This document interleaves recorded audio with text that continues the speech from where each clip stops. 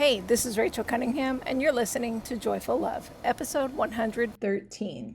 And I am sitting here at a coffee shop right now. I came out to edit my podcast and work on a few things because sometimes I just need to get out of the house. And so I invited Chris with me. He's inside right now while I record this. But I realized that I forgot to record an intro for this episode. So that's why I'm out here recording the intro. So here we are, improvising as we go. If you're ready to bring joy and connection back to your marriage, stick around. Each week, I give you the tools to up-level your thinking, open your heart, and bring joy and fun back to your relationship. Because it's not enough just to stay married. We want to love being married. I want to share with you guys a little bit of what I'm talking about with my coach right now. I have a health coach right now, and we're actually doing a fun thing of, since we both graduated from the same health coaching school many years ago, we're both helping each other, and we're both coaching each other. We're meeting every other week, and we're coaching each other through this midlife shift of perimenopause and gaining weight when we don't want to, and feeling resistance to that, and feeling just tired and feeling all the things in this life. And we're helping each other understand our goals, understand our big whys, understand all the things that we need to in order to continue and keep making progress on our goals. So, but today we chatted, and a big theme was burnout, and how sometimes like we can enter these phases of life where we're just, it's almost like we don't know what's going on. We don't know why we're not as motivated as normal. And we're both kind of talking about how just the last 5 years have been a lot. We've gone and gone and gone and pushed and pushed and pushed, and sometimes excitedly so, right? Like we were talking about how we can even have something that we're excited about and passionate about and love doing. And we love taking care of our kids, and we love taking care of our families, and we love doing all the things, right? And we think we're giving ourselves enough rest. And yet we enter this point where all of a sudden there's burnout, and we don't want to keep going. We don't want to keep pushing ourselves. And she was telling me about this new word she heard, and I had never heard it. It's called anhedonia. And anhedonia, I'm going to read it off the trusty Google right now. Anhedonia is the inability to experience joy or pleasure.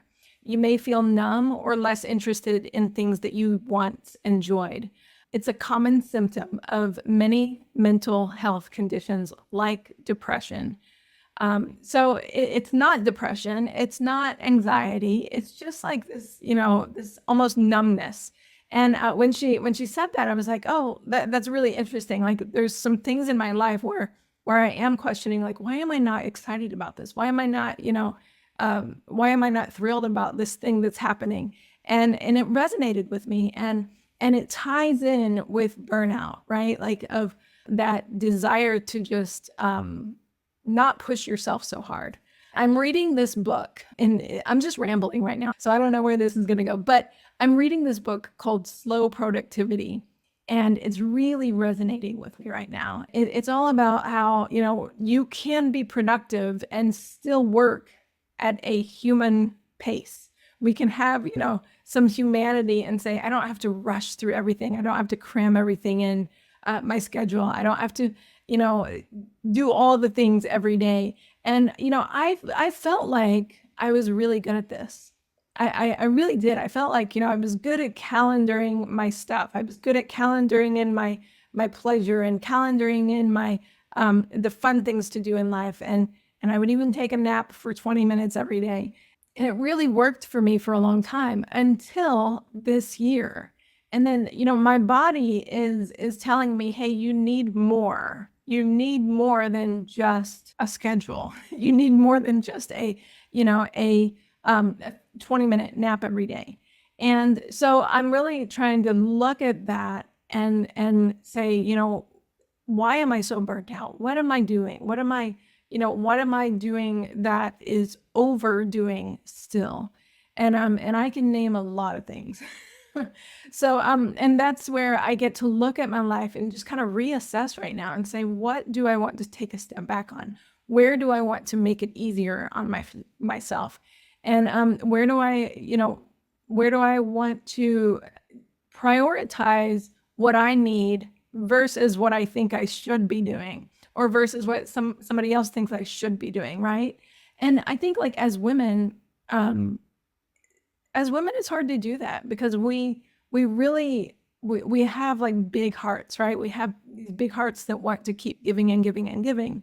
And I still have that with my children. I want to keep giving and giving and giving to them, even though they're adults now, which I think is beautiful, right? Like we want to be the kind of people, we want to be a family unit, even when our kids are older, and we want to be that safe place for them to come home to, and that safe place for them to say, hey, mom, I need some help. But I want to be that person that gives. And yet I also want to really step into giving just as much to myself, right? And I've preached this since the beginning. The more we take care of ourselves, the more we can be there for others. And this year I'm just realizing, oh, I need to step up my game. I need to, step up my game in caring for myself. And so my friend reminded me that several years ago, I told her that sometimes we need to care for ourselves as well as we would care for an infant. And I thought, well, that was very smart of me to say that.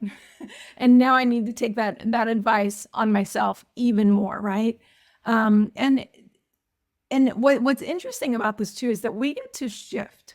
We get to what was good enough 2 years ago might not be good enough right now. We might need to reevaluate, during different phases of our lives even.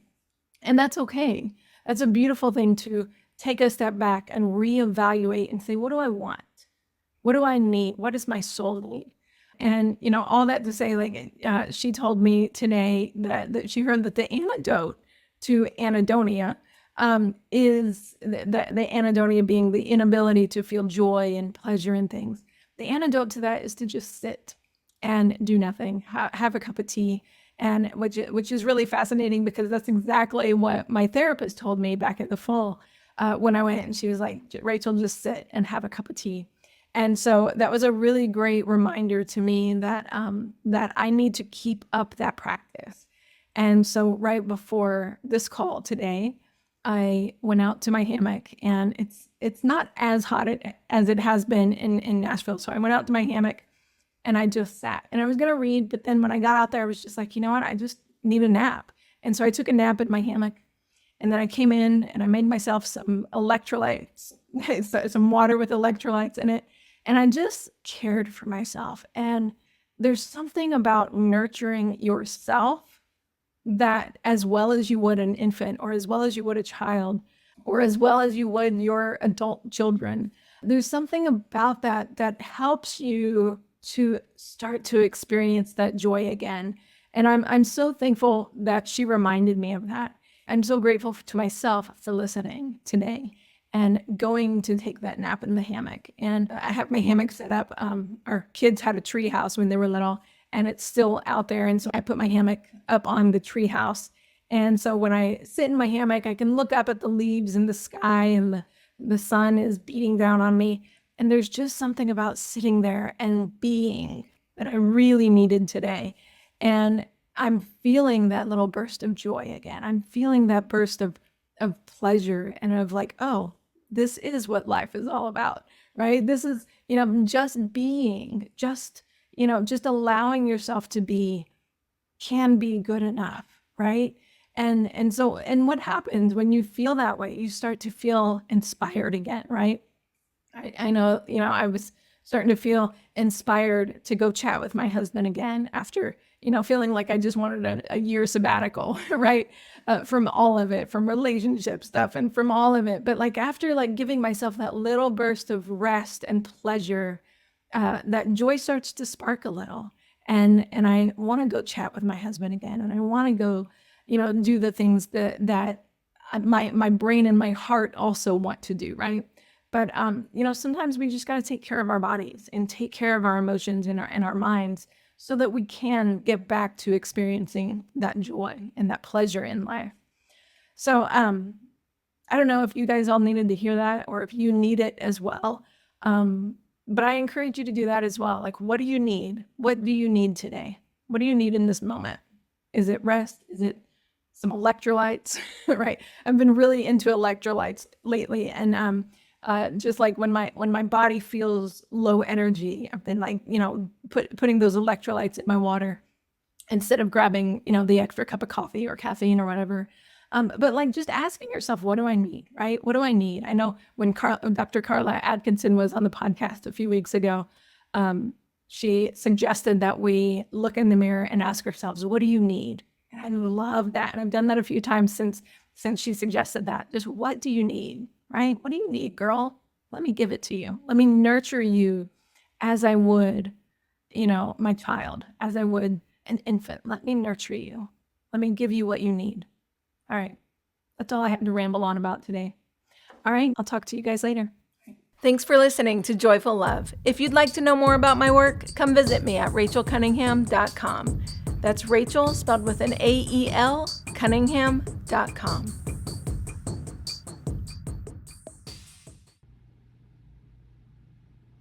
Episode 113. Episode 113. Episode 113.